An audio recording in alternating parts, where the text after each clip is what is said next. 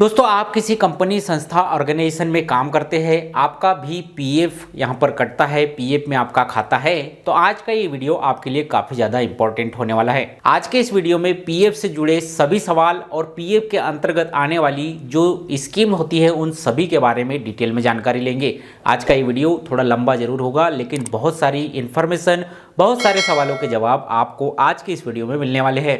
जैसे कि पीएफ खाता धारकों के मन में पीएफ को लेकर कई सारे सवाल होते हैं कि पीएफ क्या होता है, ईपीएफओ क्या होता है, पीएफ में कितना पैसा कर्मचारी का कटता है, नियोक्ता का कितना पैसा कटता है, क्या पीएफ डबल मिलता है, पीएफ कब निकाल सकते हैं, पीएफ कैसे निकाल सकते हैं, कौन कौन से ऐसे व्यक्ति हैं जिनको पीएफ की स्कीम, पीएफ की योजनाओं का लाभ मिलता है।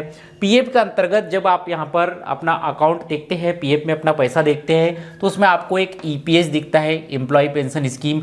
ये स्कीम क्या होती है, इसके क्या बेनिफिट है, क्या लाभ आपको जो है ईपीएस स्कीम के अंतर्गत मिलते हैं। एक ईडीएलआई स्कीम भी ईपीएफओ के अंतर्गत आती है, इसके अंतर्गत आपको क्या लाभ मिलते हैं, कितना कंट्रीब्यूशन आपको करना होता है, कितना पैसा आपको इसके अंतर्गत मिलता है। इस तरह से पीएफ को लेकर कई सारे सवाल आपके मन में जरूर होंगे। यदि आप एक पीएफ खाताधारक है, आप किसी संस्था, कंपनी, ऑर्गेनाइजेशन में काम करते हैं, तो आपके मन में ये सवाल जरूर होंगे और पीएफ को लेकर सभी सवालों के जवाब आज के इस वीडियो में आपको यहाँ पर मिल जाएंगे। ईपीएस एम्प्लॉय पेंशन स्कीम को लेकर सभी सवालों के जवाब आपको आज के इस वीडियो में मिल जाएंगे। ईडीएलआई स्कीम जिसके अंतर्गत 7 लाख रुपए आपको मिलते हैं, इसके भी सभी सवालों के जवाब आपको आज के इस वीडियो में मिलने वाले हैं। तो आप भी एक पीएफ खाताधारक है, आप भी इन तीनों स्कीम के बारे में डिटेल में जानकारी जानना चाहते हैं, तो इस वीडियो को शुरू से आखिर तक जरूर देखिए। और ऐसे ही पीएफ, पेंशन, सरकारी योजनाओं से जुड़े नए लेटेस्ट अपडेट, कर्मचारियों से जुड़ी हर छोटी बड़ी खबर जानने के लिए हमारे चैनल एम्प्लॉय खबर को सब्सक्राइब कर लीजिए। तो चलिए शुरू करते हैं। दोस्तों, आज के इस वीडियो में हम बात कर रहे हैं ईपीएफओ की, जिसका कि पूरा नाम या फुल फॉर्म होता है एम्प्लॉय प्रोविडेंट फंड ऑर्गेनाइजेशन, जिसे कि आप पीएफ या ईपीएफ के नाम से भी जानते हैं। पीएफ का मतलब होता है प्रोवाइडेड फंड, ईपीएफ का मतलब है एम्प्लॉय प्रोवाइडेड फंड, और ईपीएफओ जो कि एक संस्था है, एक ऑर्गेनाइजेशन है जो इन तीनों स्कीम को देखती है। हमारे देश में जितने भी कर्मचारी काम करते हैं संगठित क्षेत्र में, उन सब का खाता ईपीएफओ में होता है और इन खाता को मैनेज करने के लिए एक संस्था है जिसे कि ईपीएफओ यानी कि एम्प्लॉय प्रोविडेंट फंड ऑर्गेनाइजेशन यहाँ पर कहा जाता है। तो ये क्लियर हो गया होगा कि पीएफ क्या होता है, ईपीएफ क्या होता है और ईपीएफओ क्या होता है। ये तीन अलग अलग शब्द है, लेकिन इनका काम एक ही होता है। संगठित क्षेत्र में कार्य करने वाले कर्मचारियों के पीएफ खाता का मेंटेनेंस करना, उनके लिए सामाजिक सुरक्षाएं देना, पेंशन स्कीम देना, बीमा स्कीम देना, यानी कि उनको ऐसी पूरी सुविधाएं देना जिससे कि उनका जीवन सुचारू रूप से यहाँ पर चल सके। तो यहाँ पर ईपीएफओ जो होता है, एम्प्लॉय प्रोविडेंट फंड ऑर्गेनाइजेशन, इसके अंतर्गत 3 स्कीम आती है और इन 3 स्कीम के अंतर्गत अलग अलग बेनिफिट कर्मचारियों को, पीएफ खाताधारकों को मिलते हैं। तो ये 3 स्कीम होती है ईपीएफ यानी कि एम्प्लॉय प्रोविडेंट फंड, दूसरी होती है ईपीएस जिसे कि एम्प्लॉय पेंशन स्कीम कहते हैं, और तीसरी होती है ईडीएलआई जो कि एम्प्लॉय डिपॉजिट लिंकेड इंश्योरेंस होता है। इन तीनों स्कीम के बारे में आज के इस वीडियो में हम यहाँ पर डिटेल में जानेंगे, बारी बारी से एक एक करके, क्योंकि यदि आप एक पीएफ खाताधारक हैं तो आपको इन तीनों स्कीम का लाभ यहाँ पर मिलना है और कब, कैसे, कितना लाभ मिलना है ये आपको जानना जरूरी है, आपको पता होना चाहिए। तो चलिए सबसे पहले बात करते हैं यहाँ पर ईपीएफ स्कीम की, यानी कि ईपीएफओ के अंतर्गत आपका खाता है तो उसके ईपीएफ अकाउंट के अंतर्गत कितना पैसा जमा होता है, कब ये पैसा आप निकाल सकते हैं, कितना निकाल सकते हैं, इन सभी चीज़ों के बारे में। तो ये जो ईपीएफ स्कीम है, यानी कि ये ईपीएफओ जो ऑर्गेनाइजेशन है, इसकी शुरुआत ही ईपीएफ स्कीम से हुई थी जो कि 1952 में यहाँ पर की गई थी। अब इस स्कीम के अंतर्गत कोई भी कर्मचारी जो कि किसी ऐसी जगह पर काम कर रहा है जहाँ पर 20 या 20 से अधिक व्यक्ति काम करते हैं, वहाँ पर उस संस्था, उस ऑर्गेनाइजेशन, उस कंपनी पर यह ईपीएफओ के सभी नियम लागू हो जाते हैं। ईपीएफओ श्रम मंत्रालय यानी कि मिनिस्ट्री ऑफ लेबर के अंतर्गत यहाँ पर काम करता है। मिनिस्ट्री ऑफ लेबर इस पर निगरानी रखती है और इसके नियम ऐसी कंपनी, ऐसे संस्था, ऐसे ऑर्गेनाइजेशन पर लागू होते हैं जहाँ पर 20 या 20 से अधिक व्यक्ति यहाँ पर काम करते हैं। तो आप भी किसी ऐसी जगह, ऐसी कंपनी, ऐसी संस्था, ऑर्गेनाइजेशन में काम कर रहे हैं जहाँ पर 20 या 20 से ज़्यादा व्यक्ति काम कर रहे हैं, तो निश्चित रूप से आपके भी सैलरी से, आपकी वेतन से पीएफ का पैसा कटता होगा। आपका भी पीएफ जमा होता होगा और आपको भी इन तीनों योजनाओं के अंतर्गत आने वाले बेनिफिट मिलेंगे। अब सवाल आता है कि क्या कोई ऐसा व्यक्ति जो ईपीएफ की योजनाओं का लाभ लेना चाहता है वो ईपीएफओ में अकाउंट खुलवा सकता है? तो नहीं, डायरेक्ट तौर पर ईपीएफओ में अकाउंट कोई भी व्यक्ति नहीं खुलवा सकता। केवल ईपीएफओ में खाता उन्हीं व्यक्तियों का होता है जो किसी संस्था, कंपनी, ऑर्गेनाइजेशन में काम कर रहे हैं, जहां पर 20 से अधिक व्यक्ति काम कर रहे हैं। ऐसी कंपनी, संस्था, ऑर्गेनाइजेशन में ईपीएफओ के नियम लागू होते हैं और उन्हीं को इसका बेनिफिट, इसके लाभ यहां पर मिलते हैं। बात करते हैं कि आपके पास एक पीएफ खाता है, एक ईपीएफ खाता है, आप किसी ऐसी कंपनी, संस्था, ऑर्गेनाइजेशन में काम कर रहे हैं जहां पर ईपीएफओ के नियम लागू होते हैं, तो आपकी वेतन से कितना पैसा यहां पर कटना चाहिए, कितना पैसा आपकी वेतन से इस ईपीएफ अकाउंट में जमा होते हैं।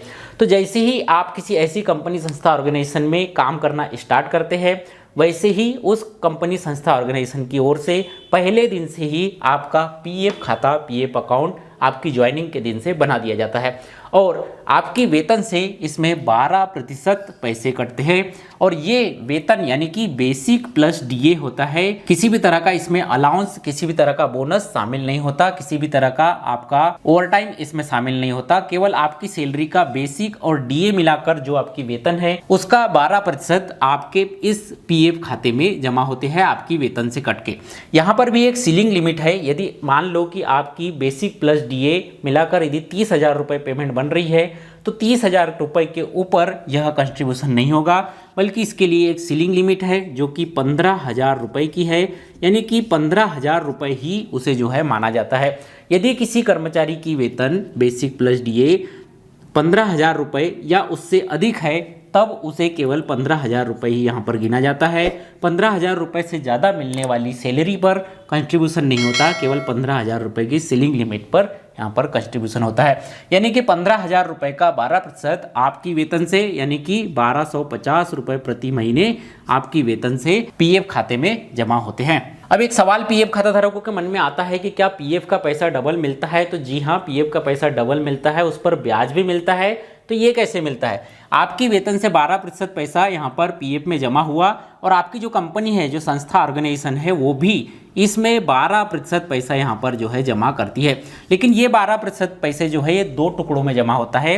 एक होता है 8.33% पैसा जो आपकी ईपीएस स्कीम में जाता है और इसका बचा हुआ 3.67% पैसा ईपीएफ यानी कि ईपीएफ में जमा होता है। इस तरह से आपने जितने पैसे जमा किए उतने ही आपकी कंपनी की तरफ से जमा किया जाता है और इस पर इंटरेस्ट मिलता है जो कि वर्तमान में 8.10% ब्याज, यानी कि 8.10% ब्याज भी मिलता है।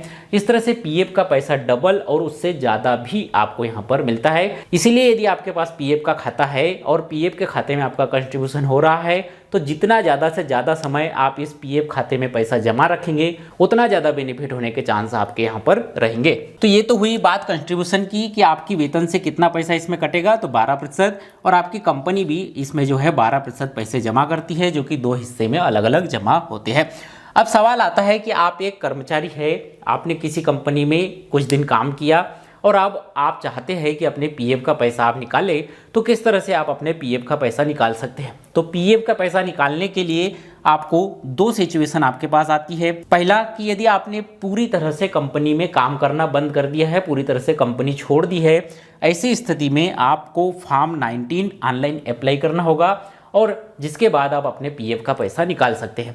फॉर्म 19 किस तरह से अप्लाई करना है इसके लिए आप ये वाला वीडियो देख सकते हैं। इसका लिंक इस वीडियो के डिस्क्रिप्शन में मिल जाएगा और इस वीडियो के एंड स्क्रीन में भी मिल जाएगा, जिससे कि आपको ये जानकारी हो जाएगी कि पीएफ का पैसा आप किस तरह से निकाल सकते हैं, पीएफ का पैसा निकालने के लिए फॉर्म 19 किस तरह से भर सकते हैं। अब दूसरी सिचुएशन ये है कि आप अभी नौकरी कर रहे हैं लेकिन आपको किसी तरह की ऐसी इमरजेंसी आ गई कि आपको पैसे की ज़रूरत है, तो आप इस ईपीएफ खाते में जमा पैसे को निकाल सकते हैं और यूज़ में ले सकते हैं।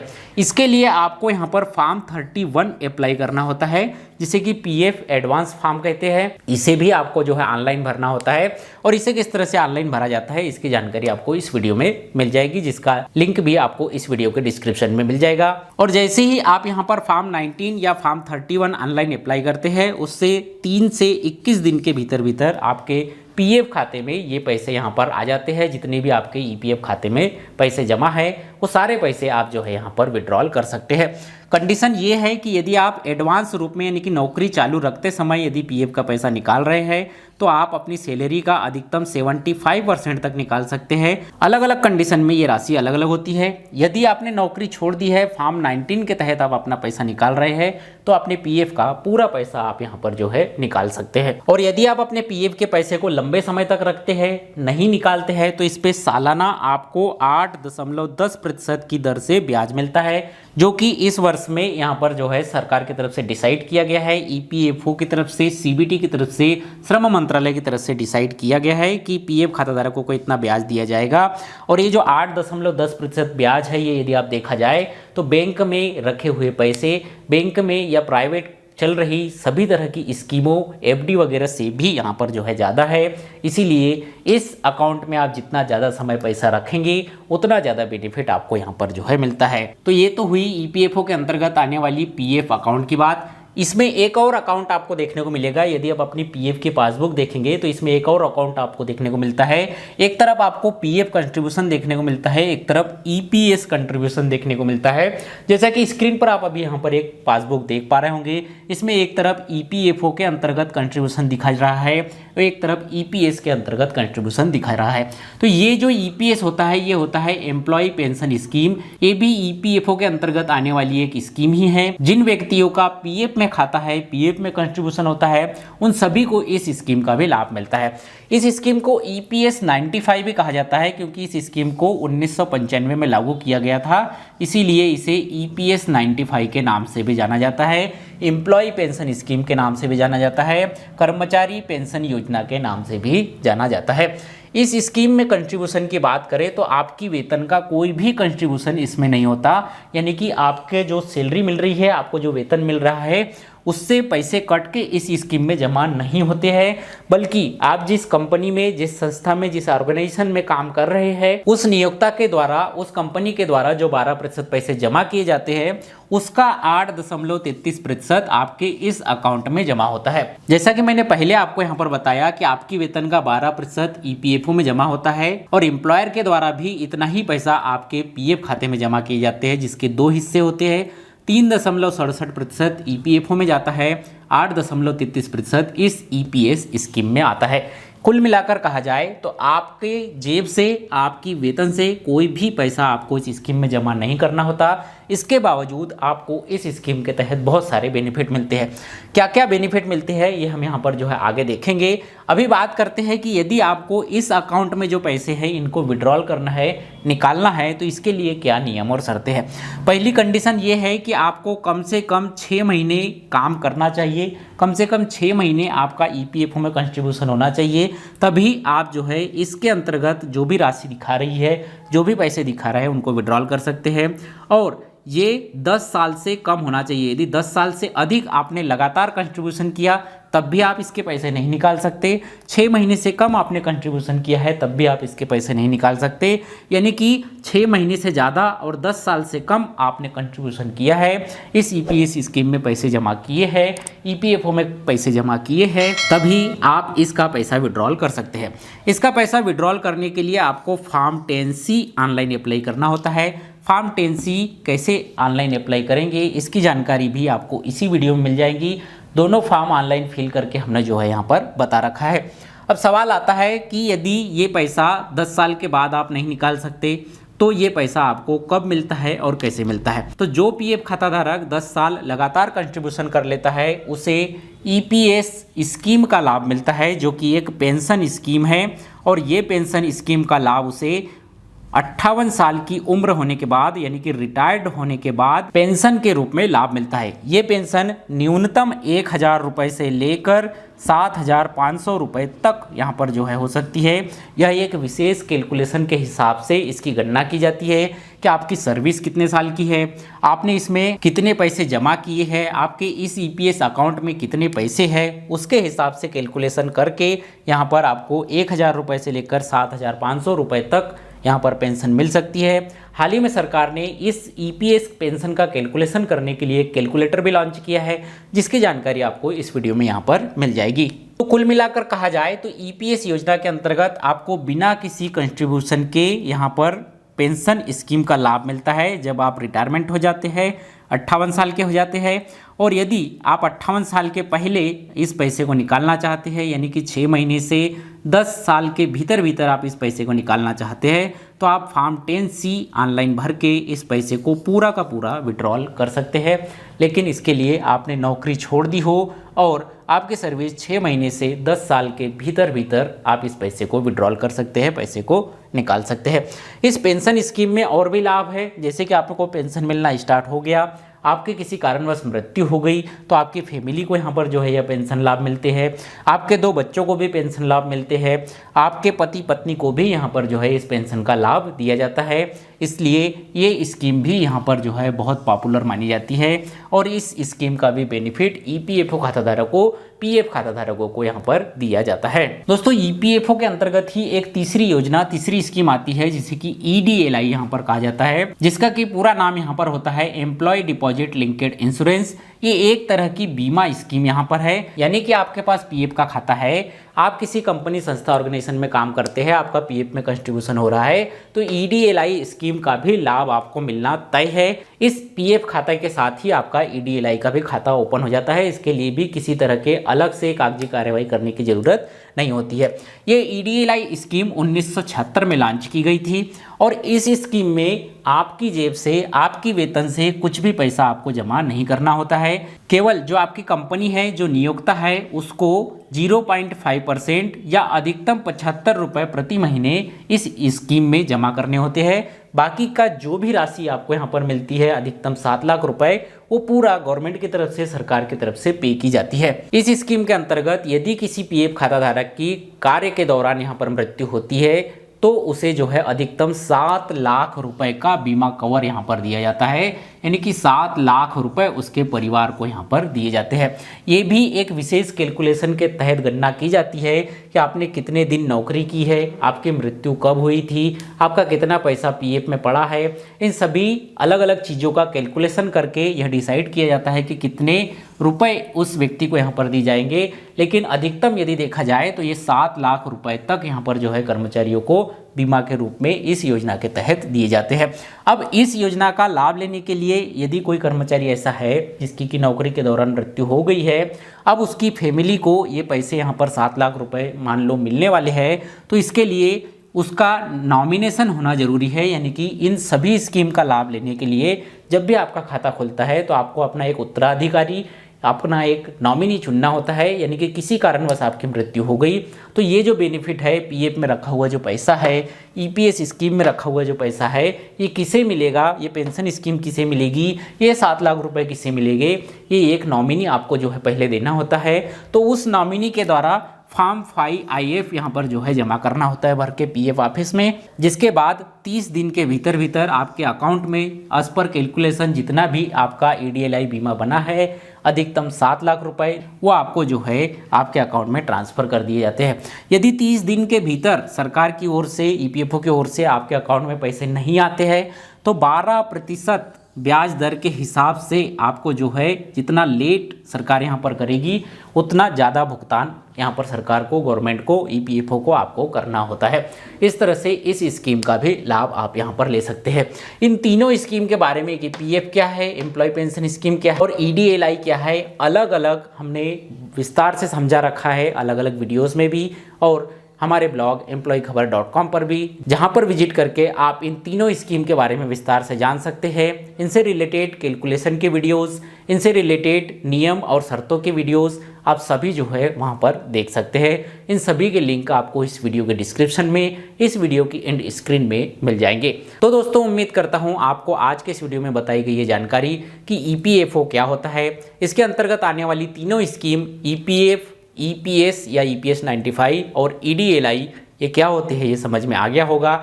किस स्कीम के तहत क्या लाभ आपको मिलते हैं, आपकी जेब से कितना पैसा जमा होता है, कितना इन पर ब्याज मिलता है, इनका पैसा आप कब निकाल सकते हैं, ये सारी जानकारी आपको मिल गई होगी। इसके अलावा यदि आपके कोई सवाल हो तो आप नीचे कमेंट्स कर सकते हैं। कमेंट का रिप्लाई भी हम हमारे चैनल पर जरूर करते हैं। ये वीडियो, ये जानकारी आपको अच्छी लगी हो तो वीडियो को लाइक कीजिएगा। अपने सभी कर्मचारी भाइयों, दोस्तों, मित्रों के साथ इसे शेयर जरूर कीजिएगा, क्योंकि काफ़ी संख्या में हमारे देश में मजदूर भाई है जिनको कि इस तरह की जो सरकार की तरफ से मिलने वाली स्कीम है इनका लाभ नहीं मिल पाता, या उन्हें जानकारी के अभाव में उनको उनके पैसे, उनके हक के पैसे नहीं मिल पाते। इसलिए इस वीडियो को शेयर जरूर कीजिए ताकि उन तक भी ये जानकारी पहुंचे कि किस स्कीम के तहत पीएफ में यदि उनका खाता है तो कौन कौन सी स्कीम के तहत उन्हें क्या क्या लाभ मिलते हैं, कितना लाभ मिलते हैं, ये जानकारी उन्हें यहाँ पर हो जाए। आई होप ये वीडियो जानकारी आपको पसंद आई होगी। वीडियो को लाइक करें, अपने सभी दोस्तों के साथ शेयर करें और इसी तरह से पीएफ, पेंशन, सरकारी योजनाओं से जुड़े नए लेटेस्ट अपडेट, कर्मचारियों से जुड़ी हर छोटी बड़ी खबर जानने के लिए हमारे इस चैनल एम्प्लॉय खबर को सब्सक्राइब कर ले। मिलते हैं आपसे अगले वीडियो में किसी जानकारी के साथ, तब तक के लिए बने रहिएगा एम्प्लॉय खबर चैनल के साथ। जय हिंद, वंदे मातरम।